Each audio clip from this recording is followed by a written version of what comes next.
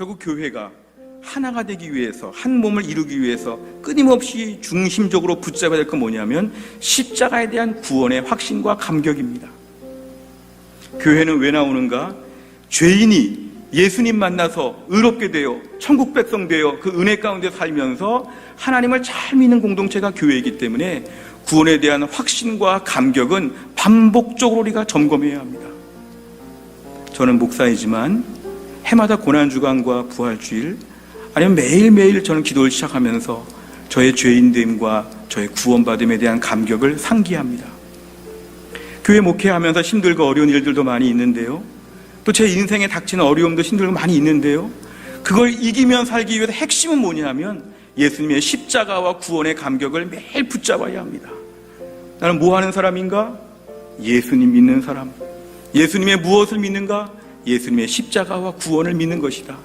이것이 모든 성도들에게 끊임없이 강조가 되어서 영적 공감대가 되면 교회는 하나가 될 수밖에 없는 것이죠.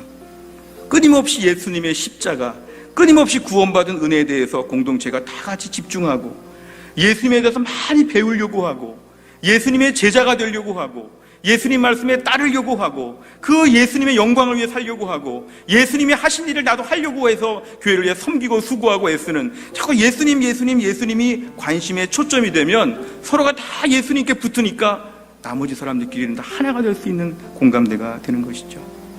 에베소서 1장 22절 말씀 보면요, 같이 읽습니다. 시작. 또 만물을 그의 발 아래에 복종하게 하시고 그를 만물 위에 교회의 머리로 삼으셨느니라. 아멘. 교회 머리가 예수 그리스도이십니다. 우리 몸은요, 머리에서 지시하는 대로 움직여야 합니다. 어떤 분들은 이렇게 몸에 마비가 오게 되면 머리에서 지시하죠. 오른손 들어라. 근데 오른손이 가만히 있습니다. 마비가 된 것입니다. 끔찍한 것이죠. 움직이지 않습니다. 걸어라. 근데 다리가 움직이지 않습니다. 그럼 큰일 난 것이죠. 어떤 경우에는 뇌가, 머리가 지시하지 않았는데 왼팔이 자기 혼자 막 움직이고 있는데 이걸 멈출 수가 없다면 큰일 난 것이죠. 신경이 교란되었는지 어떤 문제가 있는지 자기 혼자 움직이는데 이걸 막 붙잡고 멈추려고 하다 보면은 이것도 큰일 난 것이죠. 머리의 지시와 통제를 받는가? 우리 신체와 똑같습니다. 우리의 신앙생활은 오늘도 예수님의 지시하심과 통제하심에 철저히 순종해야 합니다. 예수님 뭐라고 말씀하시는가?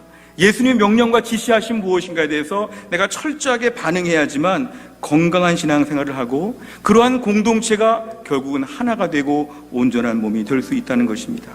오늘 18절과 24절에 보니까 결국은 하나님의 모든 걸 주관하셔서 우리의 지체를 관리하시고 지체를 보존하시고 주관하신다. 그럼 결국 오늘도 우리는 예수님 앞에 자꾸 내가 개인적으로 붙어야 합니다. 내가 예수님께 붙어야, 옆에 사람도 예수님께 붙어야 서로가 하나가 될 수 있는 것이죠. 내가 예수님께 붙어야 우리가 서로 하나가 될 수 있는 것입니다. 공감대가 없이는 하나가 될 수 없는 것입니다. 20세기 자유주의 신학과 현대주의 많은 신학들은 우리끼리 그냥 하나가 되라고, 친해지라고, 그냥 억지로 하나가 되라고 얘기하지만 우리는 범죄한 본성상 누구랑 하나 되기 어렵습니다. 나눠질 이유를 찾지 하나 될 이유를 찾지 않습니다. 그런데 예수님을 공감대로 해서 예수님을 중심으로 자꾸 모이다 보면 우리는 결국은 하나가 되는 것이죠. 제가 그전에 청년부를 지도할 때 이성교제에 대한 특강을 하면서 이런 내용을 가르친 적이 있었습니다.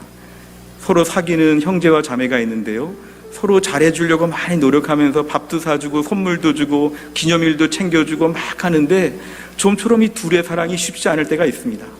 자칫하면 사랑이란 이름으로 속박하고 집착하고 괴롭히고 서로 못 살게 굴 때가 있죠.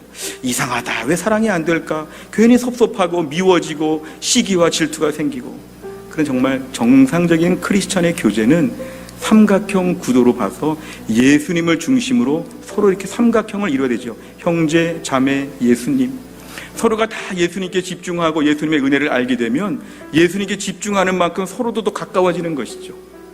형제도 예수님을 사랑하고 예수님 말씀에 순종하려고 하고, 자매도 예수님 말씀 좋아하고 예수님께 순종하려고 하면은 점점 예수님께 가까이 가면서 서로와의 관계도 건강하게 더 깊어지는 것, 이것이 크리스찬의 교제라고 가르친 적이 있습니다.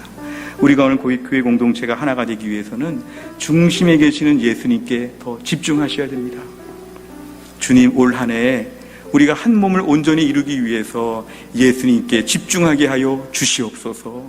개인적으로 예수님의 사랑을 더 많이 묵상하고 예수님의 십자가의 은혜를 더 많이 묵상하고 그 예수님에 대한 모든 말씀과 은혜 앞에서 집중하는 가운데 우리 해성교회 공동체가 더 끈끈하게 하나가 될 수 있기를 주의 이름으로 축원합니다.